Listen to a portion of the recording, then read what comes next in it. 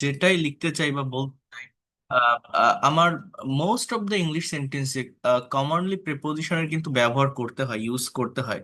তো কিভাবে এটার সঠিক ব্যবহার করা যায় প্রিপোজিশনকে, আমি আজকে আপনাদের এই সম্পূর্ণ ক্লাসটি থেকে দেখাবো।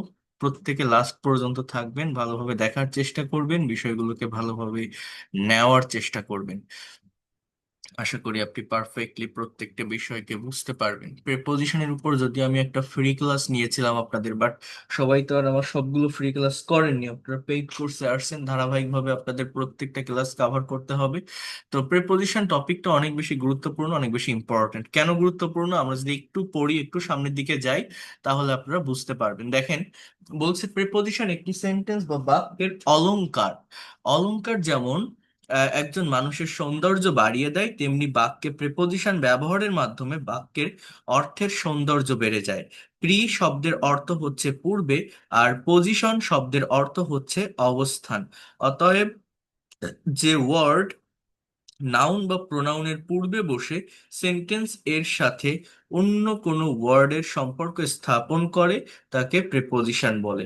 তাহলে বিষয়টা কেমন দেখেন, আহ, অলংকার অর্থাৎ কি বলতে চাচ্ছে? একটা ছেলেকে আপনি যদি শার্ট, বুট, কোট, টাই পরান, দেখতে যেমন সুন্দর লাগে। একটা মেয়েকে হাতে চুড়ি, কানের দুল, নাকের নলক পরালে সুন্দর লাগে। সিনেমার নায়িকাদের সাজায়, বিয়ে দেওয়া নতুন বউকে সাজালে দেখতে যেমন সুন্দর লাগে, তেমনি ভাবে একটি সেন্টেন্স বা বাক্যে যদি প্রিপোজিশনের ব্যবহার করা হয়, তাহলে সেন্টেন্স বা বাক্যের সৌন্দর্য বেড়ে যায়। প্রিপোজিশন একটা সেন্টেন্স বা বাক্যকে ডেকোরেট করে, গর্জিয়াস করে, অলংকৃত করে। প্রিপোজিশন ছাড়া বাক্য লিখলে সেটা খাপছাড়া খাপছাড়া হয়ে যায়, একটার সাথে আরেকটা ওয়ার্ড কানেক্টেড মনে হয় না বা হয় না। তো কি বলছে, প্রি শব্দের অর্থ হচ্ছে পূর্বে, আর পজিশন শব্দের অর্থ হচ্ছে অবস্থান। অতএব যে ওয়ার্ড নাউন বা প্রোনাউনের পূর্বে বসে সেন্টেন্স এর সাথে অন্য কোনো ওয়ার্ডের সম্পর্ক স্থাপন করে তাকে প্রিপোজিশন বলে। হি গোস টু স্কুল, সে স্কুলে যায়। We live on rice, I come from the UK. So school, rice, the UK, এর আগে দেখেন যে ওয়ার্ডগুলো আছে এটা হচ্ছে প্রিপোজিশন। অর্থাৎ আমি যদি সহজভাবে বলি প্রিপোজিশনটা মূলত কি, এদের অবস্থানটা কি, প্লেসটা কি, আপনারা খুবই ভালোভাবে বুঝতে পারবেন যদি একটু সহজভাবে নেওয়ার চেষ্টা করেন। সেটা কেমন দেখেন, আপনাদের প্রত্যেকটা ক্লাসের শুরুতে আমি একটা কথা বলছিলাম যে ইংলিশে যে কোনো একটি সেন্টেন্স বা বাক্য তৈরি করতে গেলে we have to maintain a perfect structure, একটা কমন স্ট্রাকচার। স্ট্রাকচারটা হচ্ছে, first of all, we need a subject. In the place of subject, we have to take noun or pronoun. In the place of subject, we have to take noun or pronoun. After that, verb, then extension. And in the place of extension, we have to put object or complement অথবা adverbials. Adverbials, এই যে একটা structure আমি লিখলাম, মূলত এই স্ট্রাকচারটিকে maintain করে আমরা ইংলিশের যে কোনো সেন্টেন্স বা বাক্য তৈরি করতে পারি। জাস্ট এই যে স্ট্রাকচারটি আপনারা দেখছেন এইটাকে মেনটেন করে। এখন এই স্ট্রাকচারের ভিতর দেখেন এই যে সাবজেক্ট, সাবজেক্টের স্থানে নাউন প্রোনাউন লিখছে, এটা মূলত কি, পার্টস অফ স্পিচ। অর্থাৎ পার্টস অফ স্পিচটা কি, আমি আপনাদেরকে কি বলছিলাম যে আমরা যখন ইংলিশে একটা সেন্টেন্স বা বাক্য তৈরি করি, এই সেন্টেন্স বা বাক্য তৈরি করতে গেলে আহ আমাদের শব্দের প্রয়োজন হয়, ওয়ার্ডের প্রয়োজন হয়। একটা বাক্যে ব্যবহৃত যে ওয়ার্ডগুলো থাকে, প্রত্যেকটি ওয়ার্ডেরই একটা না একটা নাম আছে। কোনোটা নাউন, কোনোটা প্রোনাউন, কোনোটা অ্যাডজেক্টিভ, কোনোটা অ্যাডভার্ব। অর্থাৎ এই নামগুলো 8 প্রকার পার্টস অফ স্পিচ থেকেই আসে। ইংলিশ ল্যাঙ্গুয়েজে টোটাল 8 প্রকার পার্টস অফ স্পিচ আছে। সেগুলো কি, noun, pronoun, adjective, verb, adverb, conjunction, interjection. কি কি বললাম আবারও বলি, noun, pronoun, adjective, verb, adverb, preposition, conjunction, interjection. এই যে 8 প্রকার পার্টস অফ স্পিচ ইংলিশ ল্যাঙ্গুয়েজে আছে, এর ভিতর প্রেপোজিশন একটা, তার মানে এরও একটা অবস্থান, একটা প্লেস আছে। তো প্রেপোজিশন মানে অ্যাজ এ ওয়ার্ড চেহারা আমরা সবাই বুঝি যে অ্যাট, ইন, অন, টু, এই রিলেটেড ওয়ার্ড গুলো প্রেপোজিশন হয়। বাট এদের প্লেসটা কোথায়, এদের অবস্থানটা কোথায় একটা বাক্যে? মনে করেন এই যে স্ট্রাকচার, এই স্ট্রাকচারের ভিতরে এটা কোথায় বসে? দেখেন, সাবজেক্ট তো আছে তাই না, এরপরে ভার্ব আছে, এরপরে যে এক্সটেনশন, যে অবজেক্ট কমপ্লিমেন্ট বা অ্যাডভার্বিয়াল, এই যে ফাংশনটা দেখছেন ঠিক এর আগে, মানে প্রেপোজিশনের প্লেসটা মূলত ভার্বের পরে, এক্সটেনশনের আগে। মূলত এই যে স্কাই কালার দিয়ে আমি হাইলাইট করছি যে জায়গাটা আপনারা দেখছেন, আবারও বলছি, ভার্বের পরে এক্সটেনশনের আগে, ঠিক এইরকম জায়গায় মূলত প্রেপোজিশনটা বসে থাকে, ব্যবহৃত হয়ে থাকে। প্রি মানে পূর্বে, পজিশন মানে অবস্থান, অর্থাৎ পূর্বে অবস্থান। প্রেপোজিশনের ডেফিনেশনটা হচ্ছে এরকম, যে শব্দ নাউন বা প্রোনাউনের পূর্বে অবস্থান করে তাকে প্রেপোজিশন বলে। ফর এক্সাম্পল, হি, দেখেন এটা একটা প্রোনাউন, একটা সাবজেক্ট, হি। আমি কিন্তু প্রত্যেকটা পার্টস অফ স্পিচকে ডিটেলসে বলেছি তাই না? লিভস, সে বাস করে ইন চিটাগাং, সে চিটাগাংয়ে বাস করে, হি লিভস ইন চিটাগাং। তাহলে আমার এই যে চিটাগাংটা কি, এটা আমার জাস্ট কোথায় বাস করে, একটা নাউন, অ্যাজ এ ওয়ার্ড এটা একটা নাউন। একসাথে ইন চিটাগাং যদি বলি, অ্যাডভার্বিয়াল ফ্রেজ বা প্রেপোজিশনাল ফ্রেজ, এগুলো আপনি বলতে পারেন। সো জাস্ট দেখেন এই জায়গাটাকে, দেখেন যে হি লিভস ইন চিটাগাং, সে চিটাগাংয়ে বাস করে। জাস্ট এই যে অংশটুকু আমি লিখছি, আহ, এর আগে আমি ইন বসালাম, তাহলে এইটাই হচ্ছে মূলত আমাদের প্রিপোজিশন। প্রিপোজিশনের প্লেসটা তাহলে কোথায়? আশা করি আপনারা বুঝতে পারছেন যে সাবজেক্ট, তারপরে ভার্ব, তারপরে যে এক্সটেনশন, ওই এক্সটেনশনে আমার most of the time noun প্রোনাউনই থাকে বা নাউন ফ্রেজ থাকে, ঠিক তার আগে মূলত প্রিপোজিশনটা বসে। আমি কি এতটুকু আপনাদেরকে বোঝাতে পারলাম যে এদের প্লেসটা কোথায় একটা বাক্যে, স্ট্রাকচার, এদের অবস্থানটা কোথায়? ভার্বের পরে, এক্সটেনশনের আগে, ভার্বের পরে, এক্সটেনশনের আগে। ওকে, এইখানে দেখেন লেখা আছে প্রেপোজিশন ডিকশনারি, অর্থাৎ প্রেপোজিশন রিলেটেড যে ওয়ার্ড গুলো আছে তাদের বাংলা অর্থটা কেমন, এখানে এগুলো দেওয়া আছে। আমরা আগে এগুলো একটু দেখবো, তাহলে বুঝতে সহজ হবে। এগুলো দেখার পর এখানে দেখেন ইউজ অফ প্রেপোজিশন, এখানে 30টা প্রেপোজিশনের ডিটেলস ব্যবহার দেওয়া আছে। অর্থাৎ প্রত্যেকটা প্রেপোজিশনকে ডিটেলসে লেখা আছে, এটা বাংলা দেওয়া আছে, ইংলিশ দেওয়া আছে, এটার জন্য টিচারের হেল্প নেওয়া লাগে না, এটা নিজে পড়লেই হয়ে যায়, নিজে প্র্যাকটিস করতে পারলেই হয়ে যায়। তারপর আমি বুঝিয়ে দিব। বাট এই 30টা প্রেপোজিশনের সবগুলোই আবার পড়া লাগবে না, যারা একদমই দুর্বল বা পারেন না, যাদের স্মৃতিশক্তি কম, ধরে রাখার ক্ষমতা কম, এর ভিতর থেকে আমি 10 থেকে 12টা আবার আলাদাভাবে দিয়েছি, যেগুলো যদি আপনি প্র্যাকটিস করলে আপনার কনভারসেশন কমিউনিকেশন ভালোভাবে চালিয়ে যেতে পারবেন। তো এখানে আমরা পরে আসবো, আগে আমরা প্রেপোজিশনস ডিকশনারি যেটা, এইটা একটু ফোকাস করব। দেখেন, বলছে টু, নির্দিষ্ট দিকে, প্রতি বা পর্যন্ত বোঝাতে টু বসে, কোন একটা দিকে বোঝায়। হ্যাঁ, টুয়ার্ডস, অনির্দিষ্ট কোনো গন্তব্য বোঝাতে বা লক্ষ্য অর্জন করা বোঝাতে টুয়ার্ডস বসে। অ্যাট, স্থান, সময় বা নির্দিষ্ট সময়ের আগে অ্যাট বসে। এগুলো কেমন? আমি যদি এরকম গতানুগতিক ধারায় পড়ে যাই, দেখেন আপনি কিন্তু অ্যাকচুয়ালি বিষয়টা বুঝতে পারবেন না। এই যে আপনি পেইড কোর্স করছেন, এই যে আপনি আমার লাইভ ক্লাস করছেন, আমার সাথে কথা বলছেন, ক্লাস করছেন, আমি দেখাচ্ছি, এর বেনিফিটটা কি দেখেন। প্র্যাকটিক্যাল এক্সাম্পলের মাধ্যমে ল্যাঙ্গুয়েজটা শিখতে হবে, প্র্যাকটিক্যালি এই ল্যাঙ্গুয়েজটাকে আমাদের অ্যাডাপ্ট করতে হবে, রিয়েল লাইফের সাথে কানেক্ট করতে হবে। যেমন দিকে, প্রতি, পর্যন্ত বলতে জাস্ট কোনো একটা দিকে যদি যাওয়া বোঝায়, সে স্কুলে যাচ্ছে, ইংলিশ কি? He is is going to school, সেই স্কুল যাচ্ছে, এই যে টু লিখলাম, এটাই হচ্ছে মূলত টু প্রেপোজিশনের ব্যবহার। অথবা কারো প্রতি বা পর্যন্ত, সেটা কেমন হতে পারে? কারো প্রতি বা পর্যন্ত, যেমন সে আমার কাছে আসে, হি কামস টু মি, সে আমার কাছে আসে, হি কামস টু মি, সে আমার কাছে আসে। এই যে কারো প্রতি, কারো কাছে আসা যাওয়া বোঝাতে এরকম জায়গায় টু বসে। এই টু এর সাথে রিলেট হয়ে আরেকটা ওয়ার্ড হচ্ছে টুয়ার্ডস। এটা সম্পর্কে অনেকেই পরিচিত না, এটা আনফ্যামিলিয়ার মনে হতে পারে অনেকের কাছে, বাট এটাও একটা ওয়ার্ড এবং এটা প্রেপোজিশন। অর্থাৎ কম্পেয়ার করতে হবে একটার সাথে একটা। টু মানে নির্দিষ্ট কোন একটা দিকে যাওয়া বোঝায়, আর টুয়ার্ডস মানে অনির্দিষ্ট গন্তব্য বোঝায়। আনসার্টেইন ডেস্টিনেশনকে ইন্ডিকেট করে হচ্ছে আমাদের এই টুয়ার্ডস। আনসার্টেইন বা অনির্দিষ্ট মানে কি? যেমন দেখেন, এই জায়গাটা একটু ভালোভাবে বোঝার চেষ্টা করেন, এই জায়গাটা একটু ভালোভাবে নেওয়ার চেষ্টা করেন। সেটি হচ্ছে আমি যদি বলি হি ইজ গোয়িং টুয়ার্ডস স্কুল, এর বাংলা অর্থ কি জানেন? এর বাংলা অর্থ হচ্ছে সে স্কুলের দিকে যাচ্ছে। সে স্কুলের দিকে যাচ্ছে, he is going to school. সে স্কুলে যাচ্ছে, টুয়ার্ডস স্কুল, সে স্কুলের দিকে যাচ্ছে। কেন আমি এই কথাটা বললাম যে সে স্কুলের দিকে যাচ্ছে? দিকে যাচ্ছে কথাটা আমি কেন বললাম? দেখেন, আনসার্টেইন ডেস্টিনেশনকে ইন্ডিকেট করে। আনসার্টেইন মানে কি জানেন? মনে করেন আপনি সারাদিন বাসায় শুয়ে আছেন, আপনার আজকে কোনো কাজ নেই, আপনার ভালো লাগছে না, বাসায় শুয়ে আছেন। এখন সারাদিন ঘরে রুমের ভিতর বসে থাকতে থাকতে আপনার একঘেয়েমি লাগতেছে, you feel monotonous.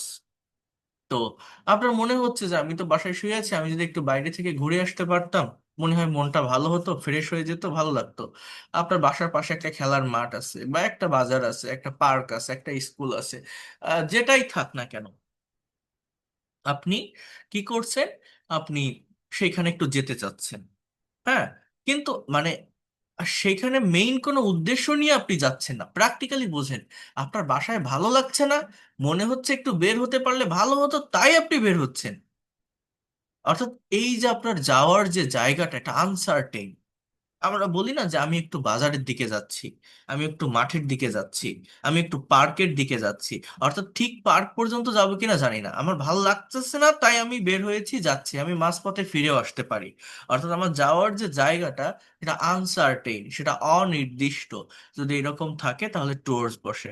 I mean to express the certain destination you have to use to, an uncertain destination you have to use towards.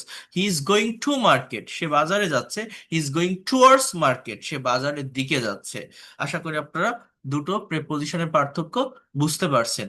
নির্দিষ্ট গন্তব্য বোঝাতে টু বসে, অনির্দিষ্ট গন্তব্য বোঝাতে টুয়ার্ডস বসে। অ্যাটটা কি?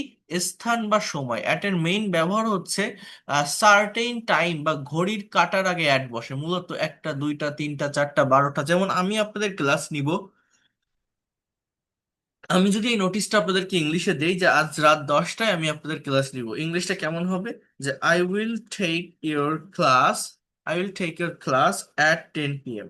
I will take your class at 10 p.m. আমি রাত 10টায় আপনাদের ক্লাস নিব। I will take your class I will take your class at 10 p.m. আমি রাত 10টায় আপনাদের ক্লাস নিব। তাহলে এই যে সার্টেইন টাইমের আগে অ্যাট বসালাম। সে সকাল 9টায় ইউনিভার্সিটিতে যায়।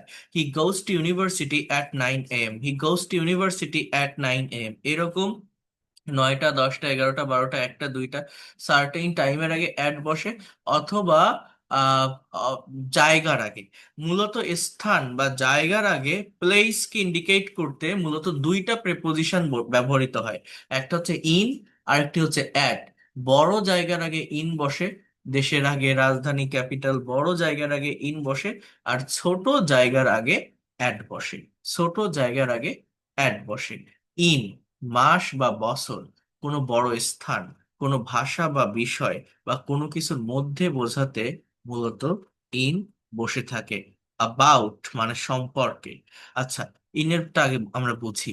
দেখেন, যে কোনো মাস বা বছর, জানুয়ারি, ফেব্রুয়ারি, মার্চ, এপ্রিল, হ্যাঁ, দেখেন, আমি যদি বলি হি ওয়াজ born ইন জানুয়ারি, সে জানুয়ারি মাসে জন্মগ্রহণ করেছিল।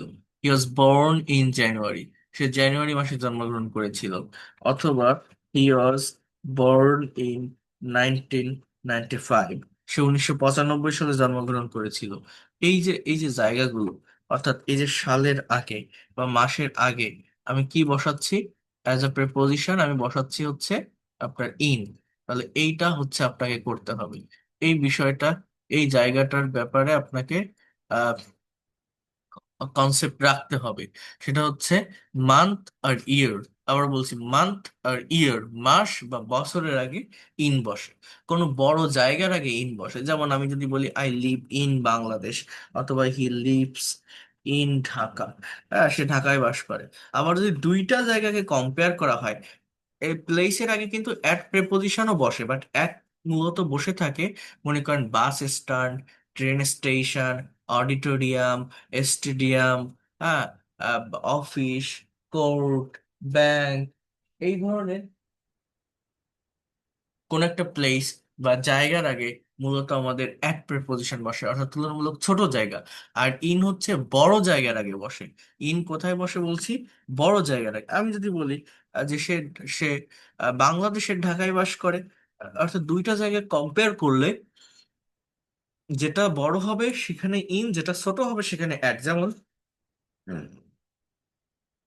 হি লিভস অ্যাট ঢাকা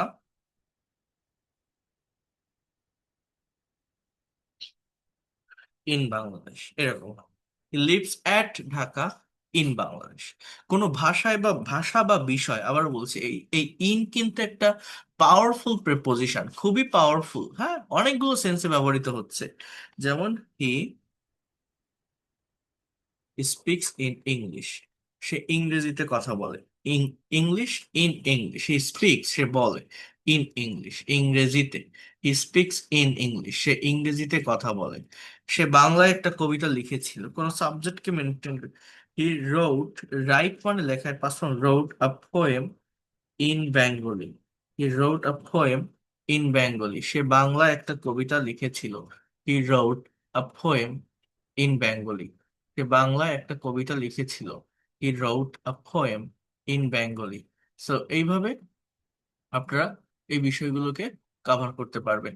এই বিষয়গুলো আপনাদেরকে জানতে হবে, এই বিষয়গুলো আপনাদেরকে ভালোভাবে নেওয়ার চেষ্টা করতে হবে, বিষয়গুলোকে ভালোভাবে বোঝার চেষ্টা করতে হবে।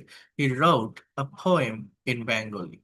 এরপর দেখেন, আরো একটু ভালোভাবে বোঝেন, প্রত্যেকটা বিষয় নেওয়ার চেষ্টা করেন। আহ আমরা অনেকেই পড়াশোনা করি না, অনেকেই জানতে চায় হোয়াটস ইউর এডুকেশনাল কোয়ালিফিকেশন আর ব্যাকগ্রাউন্ড, আপনার শিক্ষাগত যোগ্যতা কি, ব্যাকগ্রাউন্ড কি। আমরা এটাকে ডিসক্রাইব করতে পারি না ইংলিশে। আমি যদি বলি যে আমি ঢাকা ইউনিভার্সিটি থেকে ইংলিশে অনার্স কমপ্লিট করেছি, ইংলিশে মাস্টার্স কমপ্লিট করেছি, বাংলায় অনার্স করেছি, পলিটিক্যাল সায়েন্সে মাস্টার্স করেছি, এই যে সাবজেক্ট, সাবজেক্টের নাম মেনশন করছি, এই সাবজেক্টের আগে মূলত ইন বসাতে হয়। যেমন I have completed, I have, আমি বলতে পারি I have completed my I have completed graduation and post graduation and in English, in English, হ্যাঁ, in political science,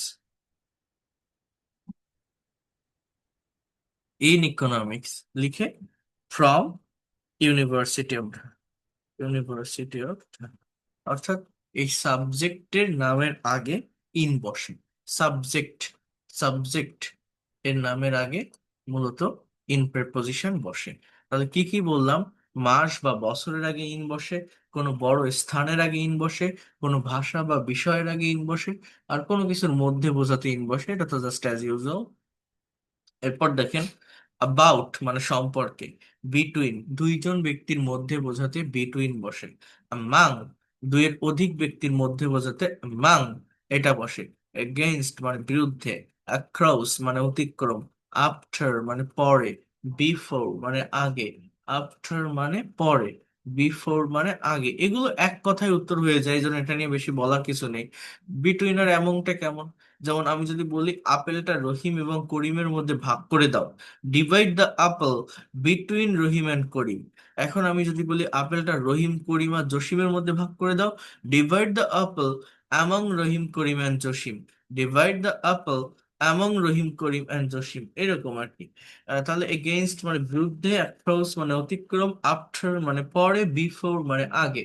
এরপর দেখেন, অন, অ্যাবভ অ্যান্ড ওভার, এই যে তিনটা প্রিপোজিশন আপনারা এখানে দেখছেন, এই তিনটা প্রিপোজিশনের একটা কমন মিনিং হচ্ছে, একটা কমন নেম হচ্ছে উপরে। অন মানে উপরে, অ্যাবাভ এর বাংলা অর্থ উপরে, ওভার এর মানে উপরে। আবারও বলছি, অন মানে উপরে, অ্যাবাভ উপরে, ওভার উপরে। এখন বলছে স্থির বস্তুকে স্পর্শ করে বোঝাতে অন বসে, কোনো বার বা তারিখের পূর্বে অন বসে। স্থির বস্তুকে স্পর্শ না করে উপরে বোঝাতে বাব বসে। চলমান বস্তু স্পর্শ না করে উপরে বোঝাতে বা সমগ্র অর্থে কর্তৃত্ব আরোপ করতে বিপরীত বা অন্য পাশে বোঝাতে ওভার বসে।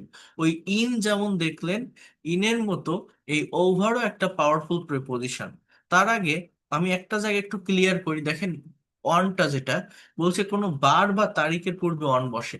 এখানে আমি আগেও আপনাদেরকে বলেছি, ইংলিশ ল্যাঙ্গুয়েজে মূলত টাইম রিলেটেড প্রেপোজিশন, আবারও বলছি সময়কে ইন্ডিকেট করার জন্য যেটা ব্যবহৃত হয়, এই টাইম রিলেটেড প্রেপোজিশন আছে তিনটা। টাইম রিলেটেড প্রেপোজিশন, হ্যাঁ, এইটা হচ্ছে মূলত এই অ্যাট, ইন, একটা হচ্ছে অন। অ্যাট কোথায় বসে বলছিলাম, আবার বলছি টাইম রিলেটেড প্রেপোজিশন যেটা সময়কে ইন্ডিকেট করতে বসে, এটা হচ্ছে তিনটা, অ্যাট, ইন এবং অন। অ্যাট কোথায় বসে বলছিলাম, সার্টেইন টাইমের আগে অ্যাট বসে। কোথায় বসে? সার্টেইন টাইম বা নির্দিষ্ট সময়। কেমন সেটা?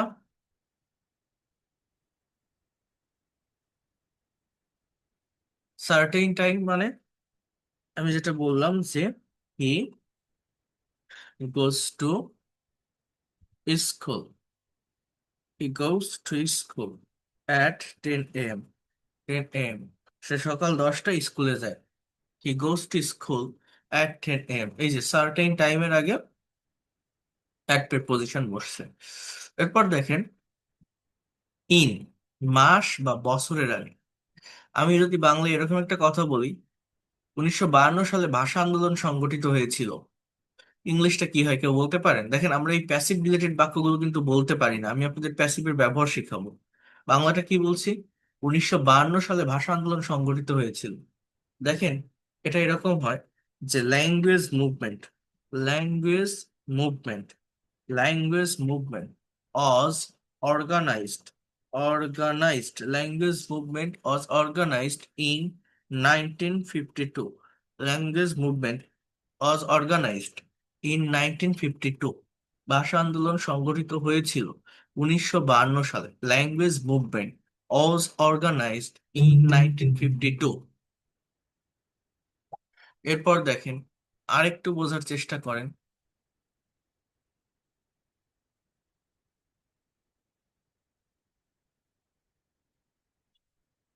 আমি যদি বলি ফেব্রুয়ারি মাসে আন্তর্জাতিক মাতৃভাষা দিবস পালন করা হয়, ইংলিশ বলতে পারেন কি হবে? এই ধরনের সেন্টেন্স গুলো বলতে গেলে একবার হলেও আপনার বেঁধে যাবে, কারণ কি জানেন, প্যাসিভ ভয়েসের প্র্যাকটিক্যাল ব্যবহার আমাদের জানা নেই, আমরা করতে পারি না, এটা করা শিখতে হবে। ফেব্রুয়ারি মাসে আন্তর্জাতিক মাতৃভাষা দিবস পালন করা হয়, international mother language day, international mother language day is observed in February. February International Mother Language Day is observed in February. ফেব্রুয়ারি মাসে আন্তর্জাতিক মাতৃভাষা দিবস পালন করা হয়। International Mother Language Day is observed in February. International Mother Language Day is observed in February.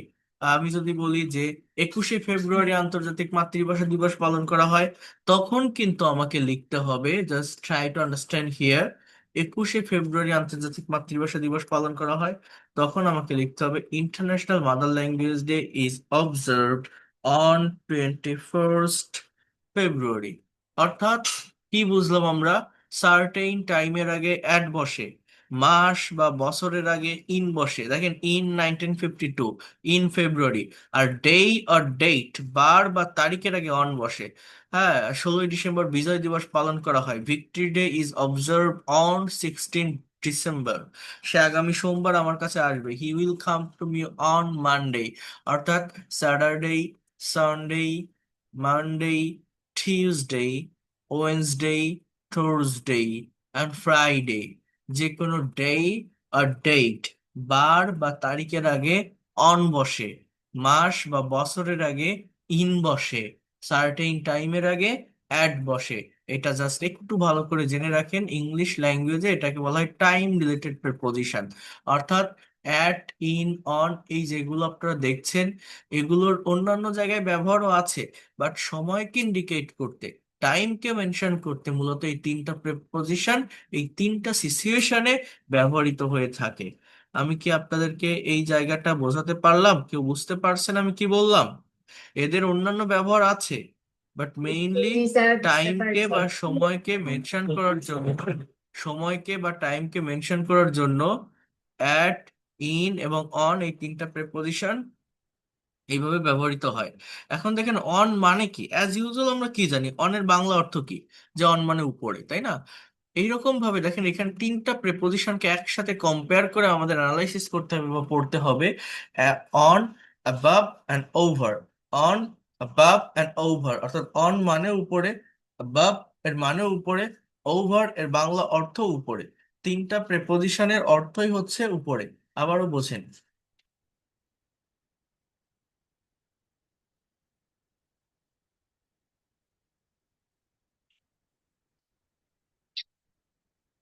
On মানে উপরে, above মানে উপরে, ওভার মানে উপরে। পার্থক্যটা হচ্ছে অবজেক্টকে স্পর্শ করে উপরে কোনো কিছু বোঝালে অন বসে, অবজেক্টকে স্পর্শ না করে উপরে কিছু বোঝালে অ্যাবাভ বসে, অবজেক্টকে স্পর্শ না করে উপরে চলমান বোঝালে ওভার বসে। ইংলিশ ল্যাঙ্গুয়েজে মনে করেন কোনো কম্পিটিটিভ এক্সামে, BCS, bank job, admission test, any competitive exam, যদি প্রেপোজিশন থেকে কোনো কোশ্চেন আসে সেটা মূলত এই অন, অ্যাবাভ বা ওভার থেকেই আসে। যেমন মনে করেন এরকম একটা সেন্টেন্স থাকলো,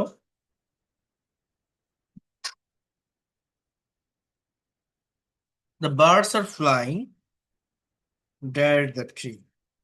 এখন এখানে কিছু অপশন থাকলো যে অন,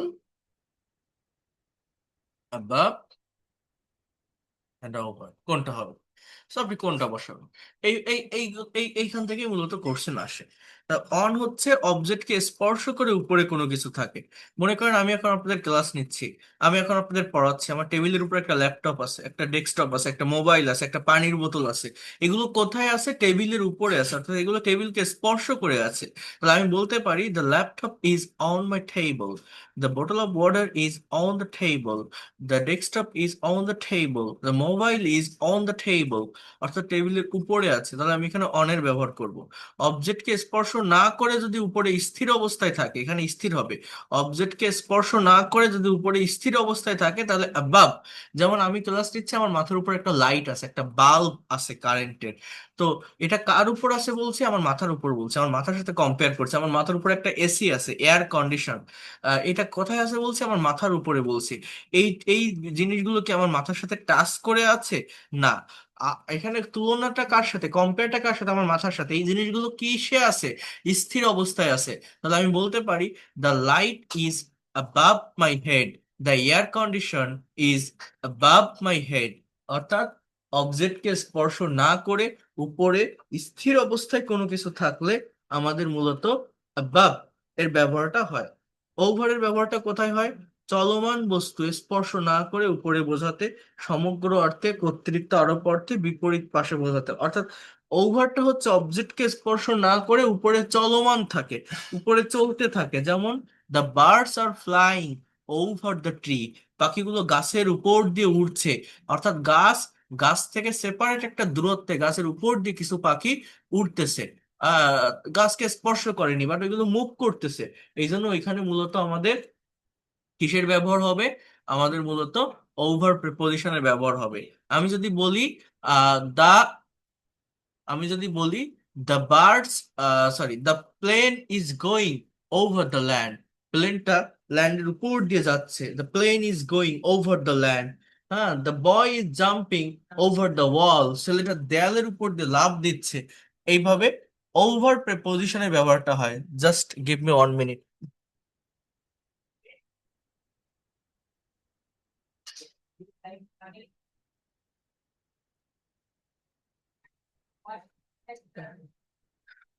তো এইভাবে আপনাদের আহ, মূলত আমাদের যেটা হয় সেটা হচ্ছে ওভার প্রিপোজিশনে ব্যবহার হয়। দেখবেন ক্রিকেট খেলা হলে যখন কমেন্ট্রি করে, তখন একটা ব্যাটসম্যান যদি বলটা হিট করে এবং বলটা যদি সিক্সে পরিণত হয়, তখন দেখবেন কমেন্ট্রিতে বলে lofted six over the boundary. হ্যাঁ, এরকম বলে lofted six over the boundary. কেন বলে? ওই ব্যাটসম্যান যখন বলটাকে হিট করলে বলটা গ্রাউন্ডকে স্পর্শ না করে একটা গতিশীল অবস্থায় ওই গ্রাউন্ডের উপর দিয়ে গ্যালারিতে পড়ে, তাই না? অর্থাৎ এখানে ওভারের ব্যবহারটা হয়। অর্থাৎ আবারও বলছি, অবজেক্টকে স্পর্শ না করে উপরে চলমান কোনো কিছু থাকলে ওভার বসে, অবজেক্টকে স্পর্শ না করে উপরে স্থির থাকলে অ্যাবাভ বসে, আর অবজেক্টকে স্পর্শ করে উপরে কোনো কিছু স্থির থাকলে অনের ব্যবহারটা হয়। এই হচ্ছে তিনটা প্রিপোজিশনের পার্থক্য। কি বললাম? অন মানে উপরে, অ্যাবাভ এর বাংলা অর্থটা উপরে, ওভার মানে উপরে। But there are some difference. ডিফারেন্সটা কি আমি আপনাদেরকে বললাম। এছাড়া সমগ্র অর্থে, যেমন যেমন I will travel all over the world, আমি সারা বিশ্ব ভ্রমণ করব। কি বললাম? I will travel, I will travel, আমি ভ্রমণ করব অল ওভার দ্য ওয়ার্ল্ড, সারা বিশ্ব।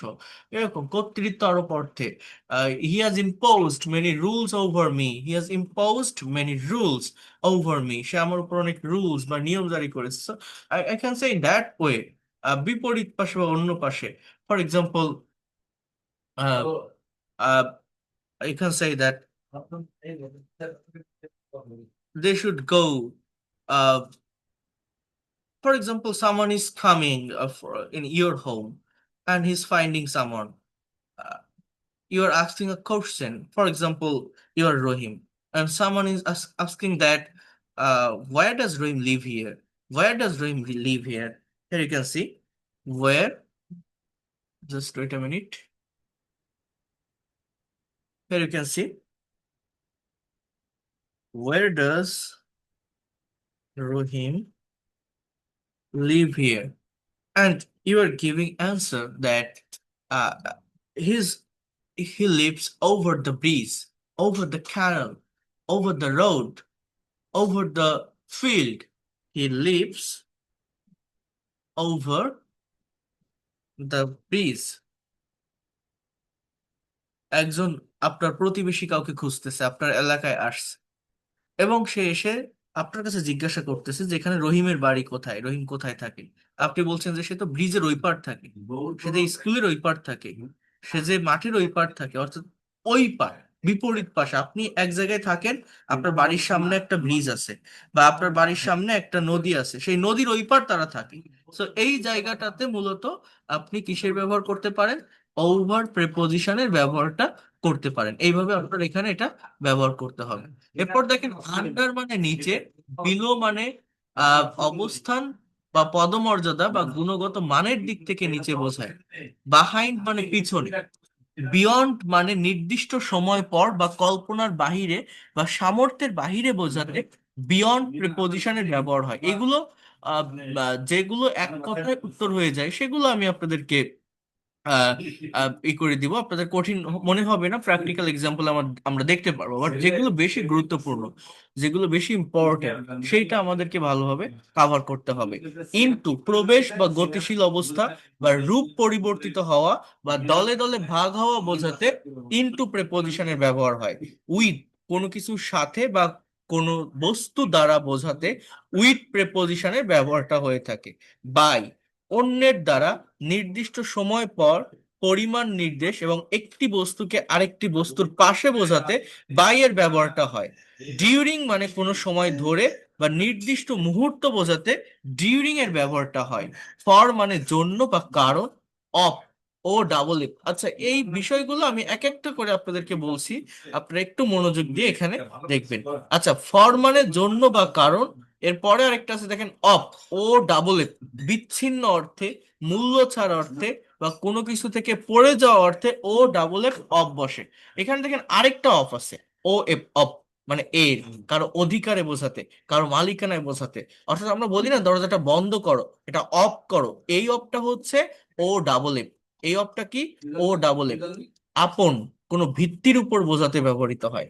উইদিন, উইদিন নির্দিষ্ট সময়ের মধ্যে বোঝাতে ব্যবহৃত হয়। উইদাউট ছাড়া বা ব্যতীত। দেখেন, আমি যদি গতানুগতিক ধারায় বলি, ওয়ার্ডের সাথে জাস্ট বাংলা অর্থটা বলি, আপনি কিন্তু সহজে বিষয়টা ধরতে পারবেন না, সহজে বিষয়টা বুঝতে পারবেন না। আপনাকে কি করতে হবে? আপনাকে প্র্যাকটিক্যাল এক্সাম্পলের সাথে এটাকে কাভার করতে হবে, তাহলে এটাকে ক্যাচ করা যায়, ধরে রাখা যায়। যেমন মনে করেন, এই যে উইদিন যে প্রেপোজিশনটা, এই কোনো নির্দিষ্ট সময়ের মধ্যে বোঝাতে বা সীমানার মধ্যে বোঝাতে ব্যবহৃত হয়। যেমন আমি ফার্স্টে একটা প্রেপোজিশনের কথা বলছিলাম আপনাদের সামনে, যে টুয়ার্স। টুয়ার্স, টুয়ার্স মানে কি? আহ, অনির্দিষ্ট বা আনসার্টেন ডেস্টিনেশন। মনে করেন আপনি বাসায় বসে আছেন, আপনি বাইরে যাবেন, আপনি আপনার আম্মুকে বলছেন যে আমি একটু পার্কের দিকে যাচ্ছি, you can say that I am going towards park, I am going towards park, আমি পার্কের দিকে যাচ্ছি, I am going towards park, আমি পার্কের দিকে যাচ্ছি। এবার আপনি আপনার আম্মুকে বলছেন যে আম্মু বা মা, আমি 20 মিনিটের মধ্যে ফিরে আসবো। কি বললাম আমি? I will come back within 20 minutes. আমি 20 মিনিটের মধ্যে ফিরে আসবো, এই যে একটা সার্টেইন টাইমের মধ্যে কোনো কাজ কমপ্লিট করা, এইখানে মূলত উইদিন প্রেপোজিশনের ব্যবহার হয়। কি বলতে পারেন যে I will come back, I will come back within 20 minutes. I will come back within 20 minutes. MINUTES. আপনি কি বলতে পারেন? I will come back. আমি ফিরে আসবো within 20 minutes. I am going towards park. I will come back within 20 minutes. এই যে within দেখছেন, এটা কিন্তু একটা প্রেপোজিশনাল ওয়ার্ড, নির্দিষ্ট সময়ের মধ্যে কোনো কিছু করা। এইভাবে এই প্রেপোজিশন গুলো যেগুলো বেশি ইম্পর্টেন্ট, বিয়ন্ড, আমরা অনেকে এটাকে জানি না যে এটা একটা প্রেপোজিশন। আমাদের এটা জানতে হবে, এটার অ্যাকচুয়াল সেন্সটা বুঝতে হবে। সাধ্যের বাইরে বোঝায়, সীমানার বাইরে, কল্পনার বাইরে, কেমন সেটা। মনে করেন আপনি একটা পোশাক কিনতে যাচ্ছেন, একটা শপিং কমপ্লেক্সে গেলেন, আপনি একটা ড্রেস কিনবেন। এখন সেই ড্রেসের যে প্রাইসটা, ড্রেসের যে মূল্যটা, অত টাকা আপনার কাছে নেই, আপনার কাছে নেই। আপনি একটা ড্রেস পছন্দ করছেন, তার যে দাম অত টাকা আপনার কাছে নেই। তো এই সিচুয়েশন আপনি এরকম একটা কথা বলতে পারেন, the price, the price of this dress, the price of this dress is beyond of my budget. The price of this dress is beyond my budget. Of my না, just beyond my budget. যেহেতু আমার অফটা একটা preposition, বিয়ন্ডটা একটা preposition, পরপর দুটো বসবে না। So the price of this dress is beyond my budget. The price of this dress, the price of this dress, এই ড্রেসের প্রাইসটা, এই ড্রেসের মূল্যটা আমার বাজেটের বাহিরে, আমার সাধ্যের বাহিরে, আমার সীমার বাহিরে, আমার কাছে এত টাকা নেই।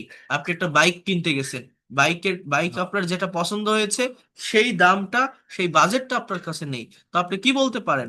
The price of this bike is beyond my budget. এই বাইকের প্রাইসটা আমার বাজেটের বাইরে, আমার কল্পনার বাইরে, আমার সামর্থ্যের বাইরে, আমার সীমার বাইরে। অর্থাৎ এত এত টাকা আমার কাছে নেই, এত টাকা আমার কাছে নেই। এরপর দেখেন, ইনটু মানে প্রবেশ বা গতিশীল অবস্থা, রূপ পরিবর্তিত হওয়া বা দলে দলে ভাগ হওয়া বোঝাতে মূলত ইনটু বসে। অর্থাৎ এই প্রেপোজিশনটার ব্যবহার কেমন জানেন? বাইরে থেকে ভিতরে কোনো কিছু অ্যাক্সেস করতেছে, বাইরে থেকে ভিতরে কোনো কিছু ঢুকতেছে গতিশীল অবস্থায়, এইখানে মূলত ইনটু বসে। যেমন the boy, you can say that the boy entered into the room, into the room, the boy entered into the room। অর্থাৎ ছেলেটা রুমে প্রবেশ করলো, রুমে ঢুকলো, অর্থাৎ বাইরে থেকে ভিতরে ঢুকে পড়লো।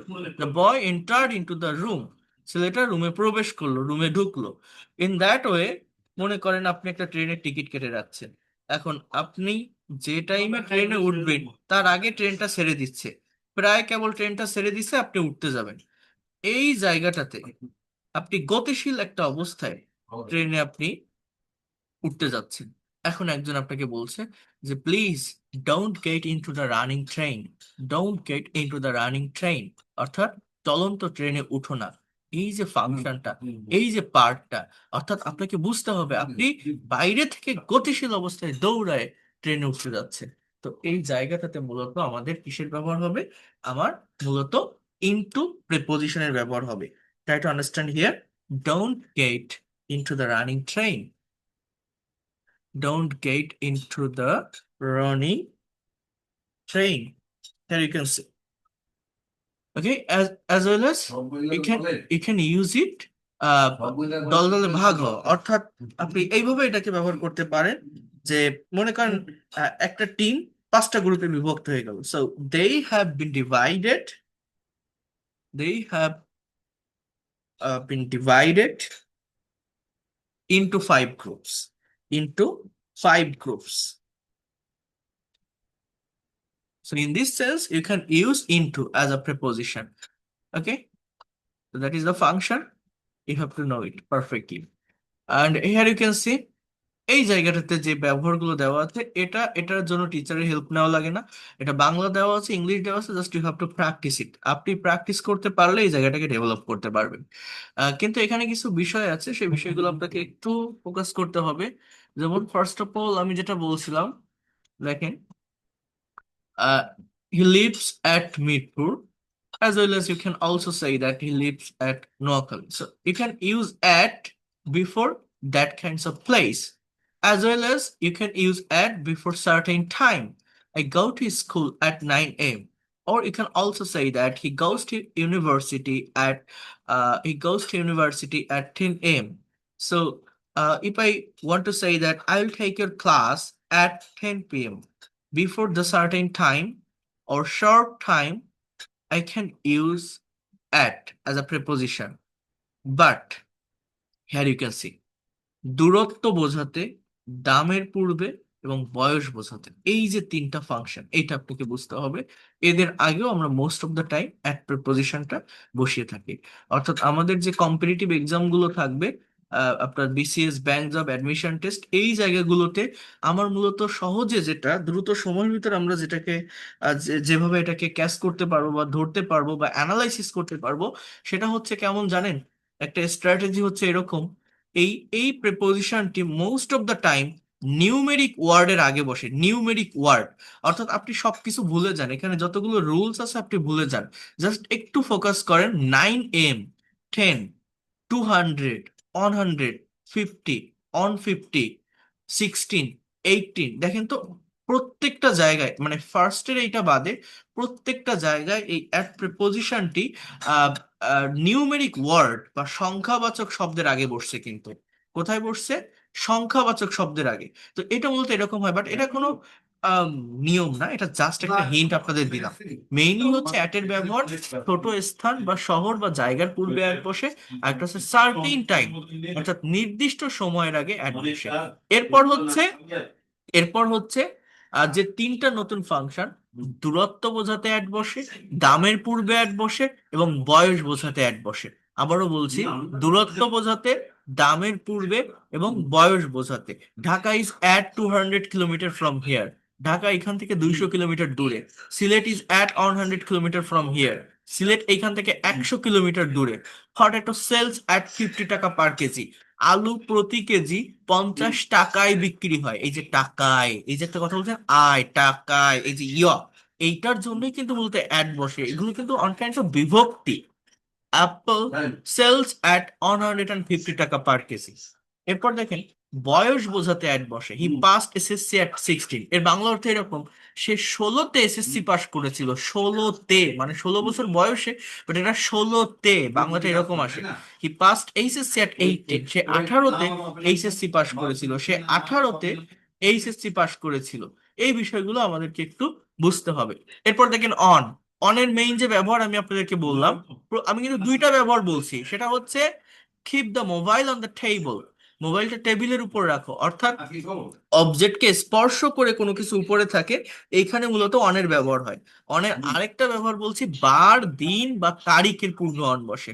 I went there on Saturday, আমি শনিবার সেখানে গিয়েছিলাম। I went there on Saturday, আমি সেখানে শনিবার গিয়েছিলাম। He will come here on 17 June, সে জুনের 17 তারিখ এখানে আসবে। তাহলে এই যে ডে অর ডেট, বার বা তারিখের আগে অন বসে। আরেকটা হচ্ছে অবজেক্টকে স্পর্শ করে কোনো কিছু যখন উপরে থাকছে তখন বসতেছে। এছাড়াও নদীর তীর বোঝাতে অন বসে। Dhaka is on the Buriganga, Dhaka Buriganga নদীর তীরে অবস্থিত। You can also say that Khulna is on the Rupsha, Sylhet is on the Surma, Chittagong is on the Karnaphuli. So in that way you can use this preposition on. Okay, before the bank of the river, before the bank of the river, you have to use that preposition on. Okay, Dhaka is on the Buriganga, Khulna is on the Rupsha. You can say that Silet is on the Shurma, Chittagong is on the Karnafuli. Okay, then নির্ভরতা বোঝাতে on বসে। We live on rice, he lives on his father, অর্থাৎ আমরা ভাতের উপর নির্ভর করে বাঁচি, ভাত খেয়ে বেঁচে থাকি। সে তার বাবার উপর নির্ভর করে বেঁচে থাকে। He lives on his father, সে তার বাবার উপর নির্ভর করে বেঁচে থাকে।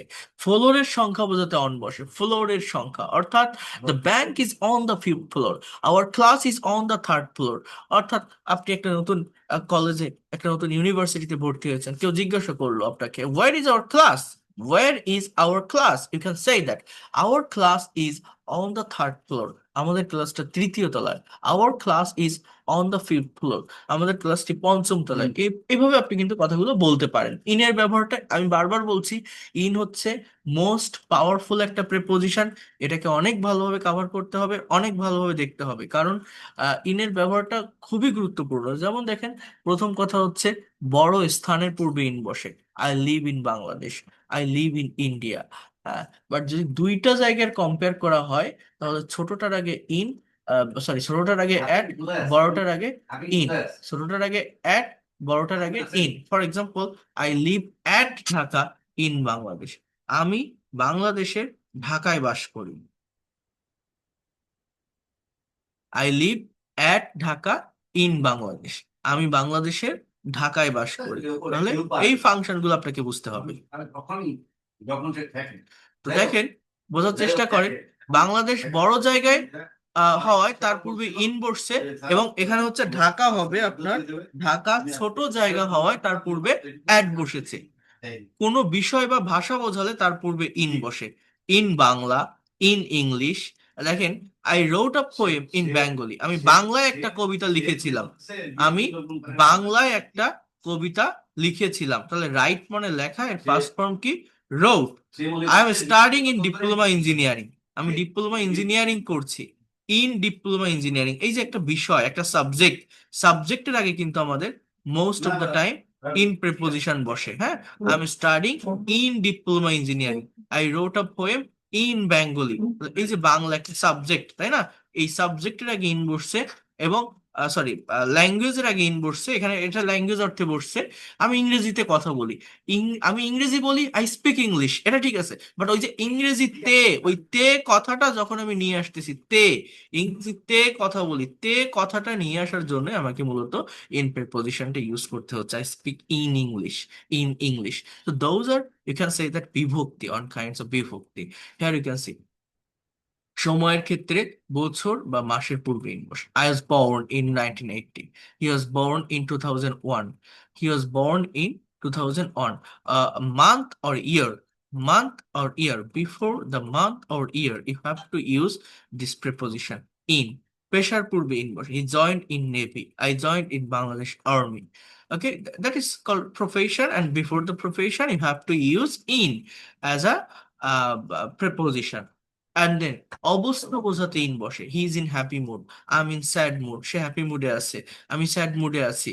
অর্থাৎ এটা মূলত কেমন, হ্যাপি মুড বা স্যাড মুড, এটা মূলত কেমন? এটা হচ্ছে দেখেন মূলত যেটা বোঝায় সেটা হচ্ছে আপনি আমরা বলি না যে সে প্রেমে পড়েছে, বা সে এর প্রেমে পড়ে, সে এর প্রেমে পাগল হয়ে গেছে। হি ফলস ইন লাভ, এই যে ফল ইন বলেন, একটার ভিতরে আসক্ত হয়ে থাকা, নিমগ্ন হয়ে থাকা। এইরকম জায়গায় এখানে একটা মুডকে ইন্ডিকেট করতে, যে অবস্থা, কন্ডিশন বোঝাতে ইন প্রিপোজিশনের ব্যবহারটা হয়। টু এর ব্যবহার কোনো স্থানে আসা এবং যাওয়া বোঝালে ওই স্থানের পূর্বে মূলত টু বসে। কোনো স্থানে আসা এবং যাওয়া বোঝালে ওই স্থানের পূর্বে টু বসে। He comes to me, the go to university, ব্যক্তির কাছে বোঝালে তার পূর্বে টু বসে। হ্যাঁ, তো এটা আহ, এই আগেরটার মতো, এটা এখানে ইয়ে করা আছে, অনুসারে বোঝাতে টু বসে।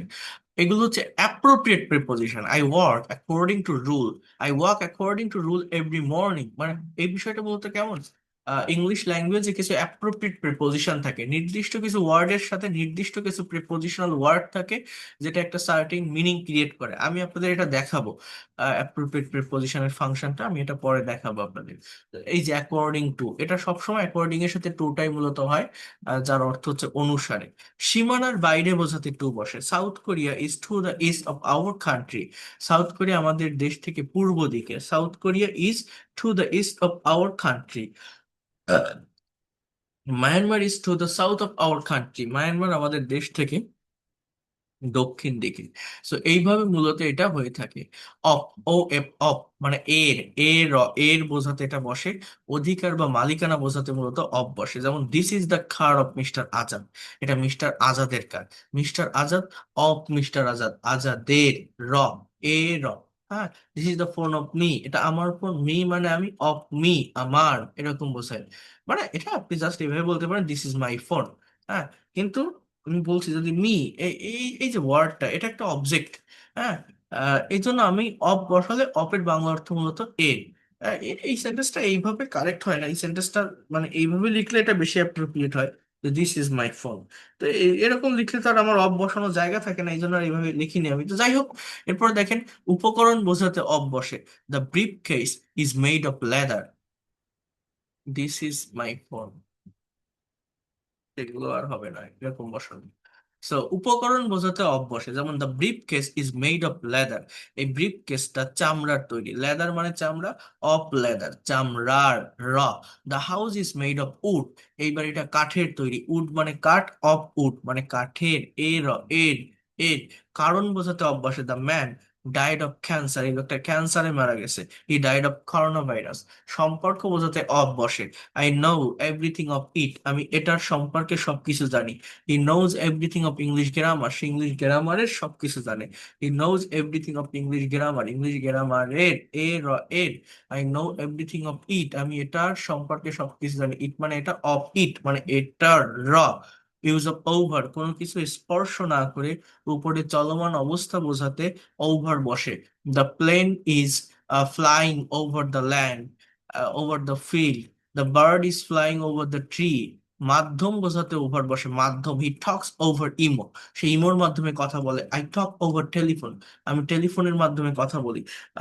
আমাকে যদি কেউ বলে how do you conduct your class, আপনি কিভাবে ক্লাস নেন, I can say I take class over online, over online. এখানে আমরা থ্রু ব্যবহার করতে পারি মাধ্যম বোঝাতে। I can also say that I take class through online, over Google Meet. এইভাবে বলা যায়, over Google Meet, over the Google Meet, the ব্যবহার করতে হবে।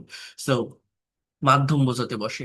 বিপরীত পাশে বোঝাতে ওভার বসে। They live over the road, I live over the bridge. ওই যে তারা রাস্তার ওই পারে বাস করে, বাংলাটা এরকম, তারা রাস্তার ওই পারে থাকে, আমি ব্রিজের ওপারে বসবাস করি বা ওই পারে থাকি। আমরা অনেক সময় এরকম বলি না। অধিক বোঝাতে ওভার বসে। They were in India for over a month, তারা 1 মাসেরও বেশি সময় ধরে ইন্ডিয়াতে ছিল। I was in America for over a year, আমি 1 বছরেরও বেশি সময় ধরে আমেরিকাতে ছিলাম। সমগ্র বা সারা বোঝাতে ওভার বসে। They have travel over the world, তারা সারা বিশ্ব ভ্রমণ করেছে। I will travel all over the world, আমি সারা বিশ্ব ভ্রমণ করব। ইউজেস অফ অ্যাবাভ, সংযুক্ত না হয়ে উপরে বোঝাতে বা উপরে স্থির বস্তু বোঝাতে অ্যাবাভ এটা বসে। The fan is above my head, the light is above my head, মানের উপর বোঝাতে অ্যাবাভ বসে। I got above 90% mark in English, আমি ইংরেজিতে প্রায় 90% মার্ক পেয়েছিলাম। He got above 80% mark in all subject, সে প্রায় 80% মার্ক পেয়েছিল সব সাবজেক্টে।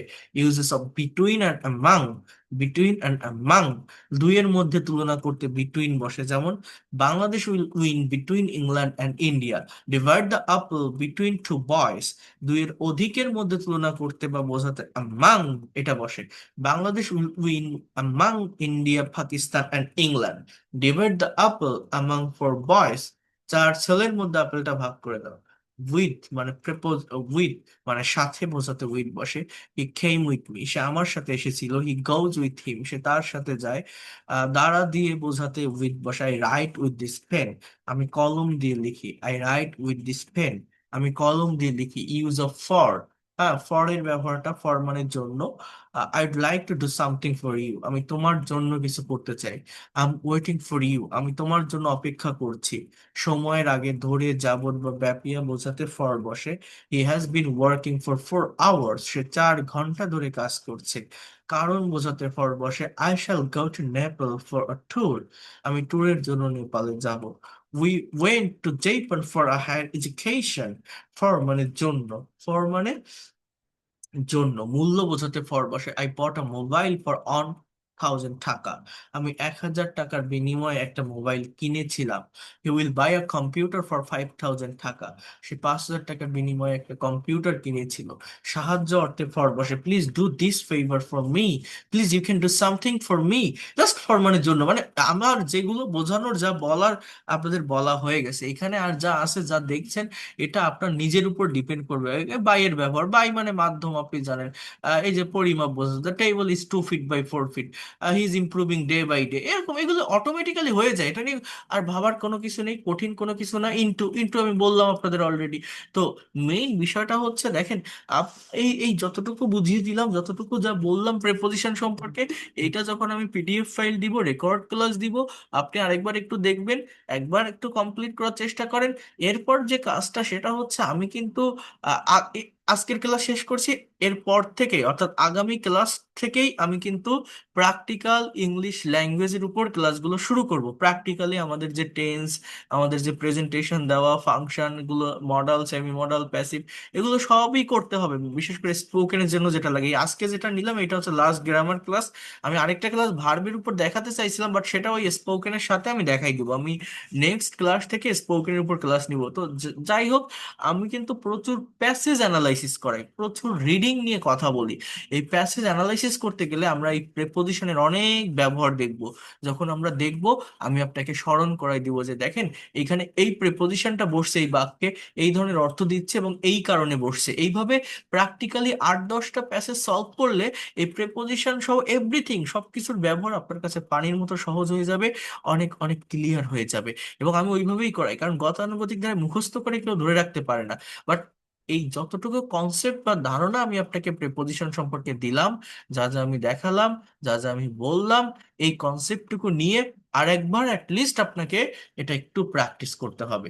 যদি আপনি করতে পারেন, বাকি দায়িত্ব আমার। আমি আপনাকে প্রেপোজিশন সম্পর্কে সবকিছু ক্লিয়ার ধারণা প্র্যাকটিক্যাল প্যাসেজ থেকে কাভার করে দিব। আমি কি আপনাদের বোঝাতে পারছি? আমার কথা বুঝতে পারছেন আমি কি বললাম? এই যেটা পড়ালাম, যা যা দেখালাম, আপনাদের একবার একটু নিজেদের মতো করে করতে হবে। বোঝাতে পারছি আমি? হ্যাঁ। এখানে এখানে এখানে আপনার প্রশ্নের কোনো জায়গা না, না বোঝার কোনো জায়গাও না। কারণ আমি দেখালাম, আহ, আমার এটা উচিত ছিল আগে থেকে আপনাদের পিডিএফটা পাঠিয়ে দেওয়ার, তাহলে আপনারা এটা একবার পড়ে নিলে আমার ক্লাসগুলো দেখতে আরো সুবিধা হতো। আমি দেখি এরপর থেকে ওইটা আগে করব। তো সেটা সমস্যা নাই, দেখাবার এগুলো আমার বইতে আছে। যারা আমার বইটা নেননি, আগামীকাল অনেকগুলো বই যাবে, বইটা দ্রুত অর্ডার করে ফেলবেন। কারণ 5 নাম্বার বা 6 নাম্বার চ্যাপ্টারে এই যা যা দেখাচ্ছি আমি, দেখেন ইন্ডিভিজুয়াল পিডিএফ ফাইলে কি হয়, আমি পিডিএফ দিচ্ছি, আপনি পড়তেছেন, দেখতেছেন। আর আর বইয়ের এই টোটাল বইয়ের পিডিএফ নেই, আমার যে পিডিএফ বইগুলো আছে সেগুলো ছোট ছোট, 150-200, এগুলো আমি আপনাদের প্রোভাইড করব ধাপে ধাপে যখন সব ক্লাস আসবে এক এক করে। আমার কাছে যা আছে আমি সবই দিব, এর জন্য কোনো টাকা দিতে হবে না। বাট হার্ড কপি যে বইটা, এটার জন্য আপনাকে টাকা পে করতে হবে, কারণ এটা তো আমার তৈরি করতে হচ্ছে প্রোডাকশন থেকে। এবং এটার যে টাকা, এটা যে লভ্যাংশের টাকা, সেটাও তো আমি নেই না, এটা আমি দিয়ে দেই ওই সোনামুখ পরিবারে। আমি এটা ডোনেট করি, এখানে দারিদ্র ছেলে মেয়েদের পড়ালেখার কল্যাণে ব্যয় হয়। এটা আমার আমার আমার লেখা বই। তো একটা বই থাকলে হয় কি, একদম গোছানো পদ্ধতিতে আপনি এগোতে পারবেন, সবকিছু পাবেন। যেমন আজকে যে ক্লাসটা নিলাম, আগামীকাল যে ক্লাসটা হবে, টেন্সের ইন্ট্রোডাক্টরি পার্ট প্লাস প্রেজেন্টেশন, যেটা দেখাই, আগামী যে ক্লাসটা, সেটা ওই বই থেকেই নিব ধারাবাহিকভাবে। ওই বইটাতে যেভাবে ইন্ডেক্সটা দেওয়া আছে ওইভাবেই নিব। তো আহ, যদি পারেন, যদি সমস্যা না থাকে, নেওয়ার চেষ্টা করবেন বইটা।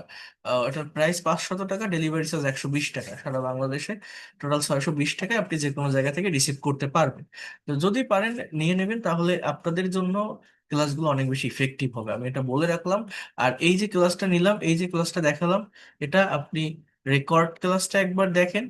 আহ বুঝতে না পারলে আর একবার পিডিএফটা পড়ে ফেলেন, বই থাকলে বই থেকে পড়েন। আর আমি এটা তো এখনই পাঠিয়ে দিচ্ছি, আপনাদের রাতেই পাঠিয়ে দিচ্ছি, একবার একটু পড়ে ফেলেন, এটা কভার করে ফেলেন। তারপর বাদ বাকি যে সমস্যা থাকে পিডিএফ এর, মানে প্রেপোজিশন সম্পর্কে, সেটা আমি সলভ করব। আমি আপনাকে কিন্তু বলছি না এখানে আপনি কোনো কিছু মুখস্থ করেন, আপনাকে কিন্তু কোনো কিছু মুখস্থ করতে হবে না, জাস্ট একটু বুঝতে হবে, বিষয়গুলোকে নেওয়ার চেষ্টা করতে হবে। তার জন্য দরকার হলে রেকর্ড ক্লাসটা একটু আরেকবার দেখেন, আমি দ্রুত রেকর্ডটা দিয়ে দিব, আরেকবার একটু দেখবেন, শুধু একটু বুঝবেন। কোনো কিছু নোট করা লাগবে না, কোনো কিছু মুখস্থ করা লাগবে না, আপনাকে মুখস্থ করানোর দায়িত্ব আমার। কারণ এটা গতানুগতিক ভাবে মুখস্থ করে এগুলো ধরে রাখা যায় না। এইখানে আমি আবার আবার 12টা প্রেপোজিশনকে আলাদা করে দিয়েছি, যে 30টা যদি নাও পারেন অ্যাটলিস্ট এই 12টা সম্পর্কে ক্লিয়ার কনসেপ্ট রাখেন। At, to, on, in, of, for, since, about, between, among, from, with, over, under. At least এই কয়টাও যদি আপনি ভালোভাবে কনসেপ্ট রাখতে পারেন বা ধারণা রাখতে পারেন, আপনার স্পিকিং বা রাইটিং ভালোভাবে চালিয়ে যেতে পারবেন। এখানে দেখেন বলছে I will take a class dash 10 p.m. তাহলে এখানে আমাদের কি হবে, সার্টেন টাইমের আগে অ্যাট বসে, ড্যাশ মানডে, তাহলে ডে বা ডেটের আগে অন বসে। He lives dash Bangladesh dash Dhaka, তাহলে বড় জায়গার আগে ইন, ছোট জায়গার আগে at. Dhaka is dash 2 kilometre, তাহলে Dhaka is at 20 kilometre from here. Dhaka is dash the Buriganga, নদীর তীর বোঝাতে অন বসে, Dhaka is on the Buriganga. So এই যে এক্সারসাইজটা আপনারা দেখলেন, এরকম প্র্যাকটিক্যাল প্যাসেজ অ্যানালাইসিস করতে হবে, প্র্যাকটিক্যাল প্যাসেজ এক্সারসাইজ করতে হবে। এটা করতে পারলে আমরা এটাকে কাভার করতে পারবো। তো আমি বলছি না আবার আপনি মুখস্থ করেন, মুখস্থ করা লাগবে না, জাস্ট একটু বিষয়গুলোকে দেখেন, যা যা বললাম, যা যা করালাম, যে কয়টা বেশি ইম্পর্টেন্ট সেটার উপর একটু বেশি ফোকাস করে একবার দেখেন। বাকি দায়িত্ব আমার। আমি আর নেক্সট ক্লাস থেকেই আমরা প্র্যাকটিক্যাল স্পিকিং এর উপর ক্লাসগুলো শুরু করব। কেউ ক্লাস মিস করবেন না, প্রত্যেকটা ক্লাস অনেক বেশি গুরুত্বপূর্ণ হবে, অনেক ধারাবাহিকতা মেনটেন করে ক্লাসগুলো হবে। আহ এগুলো মিস করলে আপনি অনেক পিছায় পড়বেন, আমি আপনাদেরকে বলে রাখলাম। করবেন। আর এই পর্যন্ত যে ক্লাসগুলো, আগের যে ক্লাস, আমি তো একসাথে রেকর্ড ক্লাসগুলো দিয়েছি আপনাদের, 1 2 3 4 5, এটা হচ্ছে 6 নাম্বার। এখানে পিডিএফ এ আপনারা 8 দেখতে পারেন, বাট আপনাদের ক্লাস হচ্ছে 6। ঠিক আছে, এখানে মানে কত নাম্বার দেওয়া, 8 নাম্বার দেওয়া লেকচার, বাট ক্লাস 8টা না, কিন্তু ক্লাস হয়েছে আজকেরটা দিয়ে 6টা। এরপরে আমরা প্র্যাকটিক্যাল স্পোকেন ক্লাসটা শুরু করবো, আপনারা নেক্সট ক্লাস থেকে দেখতে হবে। আর তার আগে এটা যতটা পারেন একবার হলেও রেকর্ডটা দেখেন, বা বই থেকে একটু পড়েন, বিষয়টা একটু ধারণা নেন, একটু কনসেপ্ট নিলেই হবে। বুঝতে পারছেন আমি কি বললাম? যতটুকু পারেন প্রেপোজিশন সম্পর্কে নিজেদের মতো করে একবার একটু কনসেপ্ট নেওয়ার চেষ্টা করেন। এটা হচ্ছে কথা। ওকে, ঠিক Yes, আছে। sir. ঠিক আছে, তো ভালো থাকেন, দ্যাটস অল ফর টুডে। আর আপনাদের যদি কোনো কোশ্চেন থাকে বা কোনো কথা থাকে, আচ্ছা আমি আপনাদেরকে একটু বলে রাখি, জাস্ট একটু শোনেন আমার কথাটা। আহ, আমার এই যে আপনাদের, আমি ক্লাস নিচ্ছি দেখেন, আহ, আমার হোয়াটসঅ্যাপ গুলো ওপেন করা থাকে সবার জন্য। আর আপনাদের কনভারসেশন গ্রুপ আমি যখন স্পোকেন ক্লাসগুলো ভালোভাবে শুরু করব তখন আমি করে দিব। আমার হোয়াটসঅ্যাপ গুলো ওপেন করা থাকে সবার জন্য, মানে মেসেজ দিলে চলে যায় অনেক দূর, নিচের দিকে নেমে যায়, আমি পাই না, বোঝা যায় না কে কোথা থেকে মেসেজ দিচ্ছে। আপনি ফ্রি ক্লাসের স্টুডেন্ট না পেইড কোর্সের স্টুডেন্ট? পেইড কোর্সের স্টুডেন্টসদের জন্য আলাদা একটা আমি গুগল ফর্ম দিব, আর আপনাদের নাম্বারগুলো আমার আলাদা একটা মেইলে সেভ করা থাকে, মানে সিম কার্ডে না, মেইলে। এবং সেই মেইলের অ্যাকাউন্ট থেকে আমি বুঝতে পারি যে আমার পেইড ব্যাচের এততম ব্যাচের স্টুডেন্ট, কারণ ওইটা মেইলে রাখলে আজীবন ওই নাম্বারটা ধরে রাখা যায়।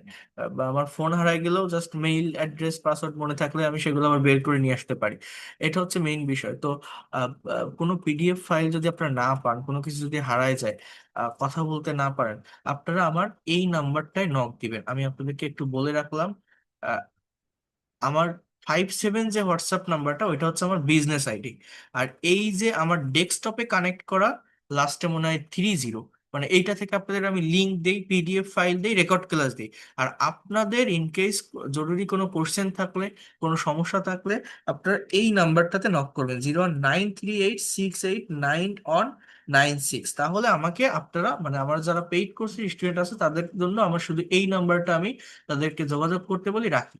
তো এই নাম্বারটা দেখেন, 0 অন, যারা বাইরের কান্ট্রি থেকে আসেন +88 বসাবেন, 9386689196, এই নাম্বারে আমার হোয়াটসঅ্যাপ। ঠিক আছে, এই হোয়াটসঅ্যাপে নক দিলে যদি কোনো পিডিএফ ফাইল আপনি না পান, আমি সেটা প্রোভাইড করতে পারবো, কারণ এইটা হচ্ছে আমার একটা, ওটাকে কি বলে, আইপ্যাড। এই হোয়াটসঅ্যাপটা কানেক্ট করা আমার ট্যাবলেট বা প্যাড, ওইটাতে আমি মোস্ট অফ দ্য টাইম থাকি। আমার মেইন অফিস ওয়ার্কের বাইরে আমার অনলাইন বেসিস স্টুডেন্টসদের বিষয়গুলো আমি দেখি, পার্সোনাল সেশন নেই, ল্যাঙ্গুয়েজ ক্লাব নেই। তো এইটাতে আপনারা নক করবেন, ঠিক আছে, যে কোনো কোশ্চেন থাকলে, কোনো ফাইল না পেলে, any any for any information. বুঝতে পারছেন? আমি বোঝাতে পারলাম? কারণ আমার লাস্টে 57 যে নাম্বারটা, যে নাম্বারে টাকা পে করে আপনারা ক্লাস করছেন, ভর্তি হয়েছেন, ওইটাতে হচ্ছে সবসময় থাকা যায় না, কারণ প্রচুর মেসেজ, হ্যাঁ প্রচুর মেসেজ আসতে থাকে, বা প্রচুর কল আসতে থাকে, আমি ওটা ইয়ে করে পারি না, রিসিভ করে পারি না, এই জন্য আমি ওইটা থাকি না। ঠিক আছে। হ্যাঁ। হ্যালো সিং। তাহলে তাহলে আমি কি বোঝাতে পারলাম আপনাদের কোনটাতে নক দিবেন? এই নাম্বারটা দিয়ে দিয়েছি, হ্যাঁ? নিতে পারছেন? স্যার আমি কিছু বলতে চাই।